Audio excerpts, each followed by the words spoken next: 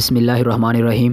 السلام علیکم میرے پیارے پاکستانیوں، بات کو ذرا غور سے سمجھنے کی کوشش کرنا کہ ثالثی کے نام پہ پاکستان کو کس طرح چونا لگایا جا رہا ہے، پاکستان کے ساتھ ایک گیم کھیلی جا رہی ہے، ایک پوری پلاننگ ہے، یہ کام پوری پلاننگ کے تحت ہو رہا ہے۔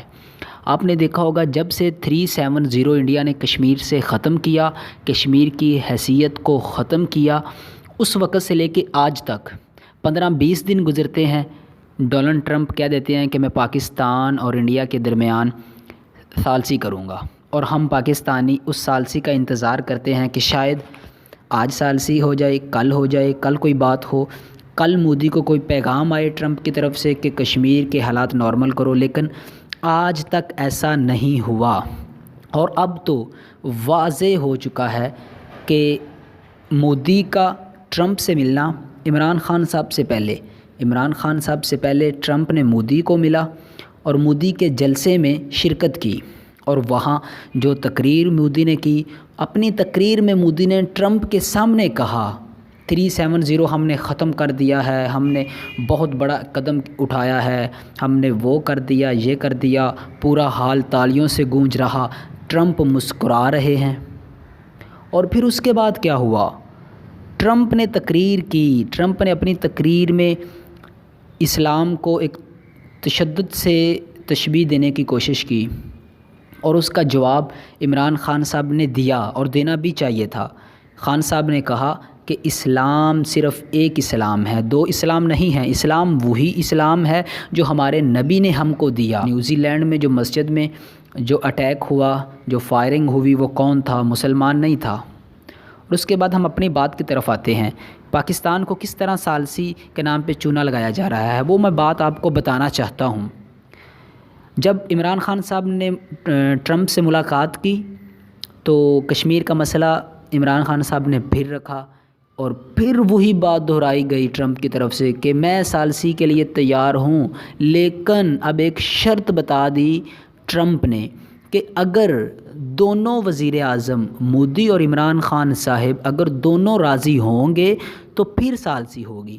پہلے ٹرمپ کیا کہتے تھے کہ میں ثالثی کراؤں گا، اب کہتے ہیں اگر دونوں راضی ہوں گے پھر۔ ہم تو راضی ہیں، مودی راضی نہیں ہے، نہ اس نے ہونا ہے، اور یہ ان کی پلاننگ ہے، یہ پلاننگ کے تحت کام ہو رہا ہے۔ ثالثی کا نام پہ پاکستانیوں کو اور کشمیریوں کو یہ انتظار ہو جاتا ہے، انتظار کرنے لگتے ہیں کہ شاید آج ثالثی کی طرف قدم اٹھے، کل اٹھے، لیکن کوئی قدم نہیں اٹھ رہا۔ یہ پاکستان کو ہمیشہ کے لیے کشمیر سے دور کرنے کی سازش ہے، ہمیشہ کے لیے چاہتے ہیں کہ کشمیر پہ غاصبانہ قبضہ ہے جو وہ مضبوط ہو جائے انڈیا کا، یہ اس کی طرف ایک قدم ہے۔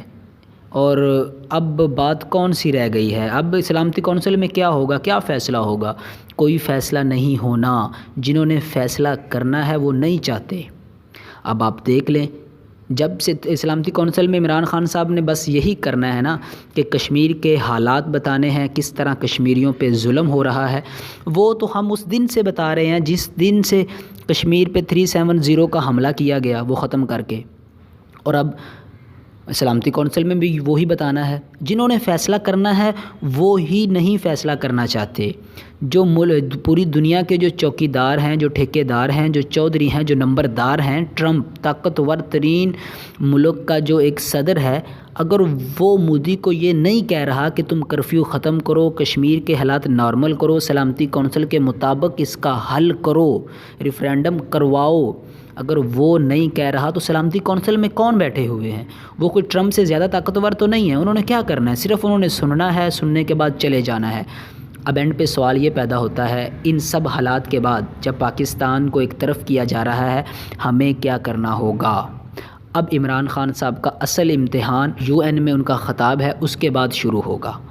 اب عمران خان صاحب کو پاکستان واپس آ کے کشمیر کے بارے میں ہمیشہ کے لیے سوچنا پڑے گا۔ اگر شاہ رگ ہم کہتے ہیں تو ہمیں شاہ رگ واپس لینے کے لیے اقدامات بھی کرنا ہوں گے۔ کشمیریوں پہ جو ظلم ہو رہا ہے اس کو بند کروانا پڑے گا، یہ ہم نے خود کرنا ہے، ہمیں کسی نے یہ مسئلہ حل کر کے نہیں دینا، یہ پاکستانیوں کو واضح ہو جانا چاہیے۔ ثالثی کے نام پہ ہم بیوقوف اب بننے والے نہیں ہیں، اب واضح ہو چکا ہے، 70 سال سے ایسا ہی ہو رہا ہے، اور یہ آئندہ بھی یہ دنیا نے نہیں کچھ کرنا، اگر جب بھی ہم نے کرنا ہے ہم نے خود کرنا ہے اس مسئلے کا حل۔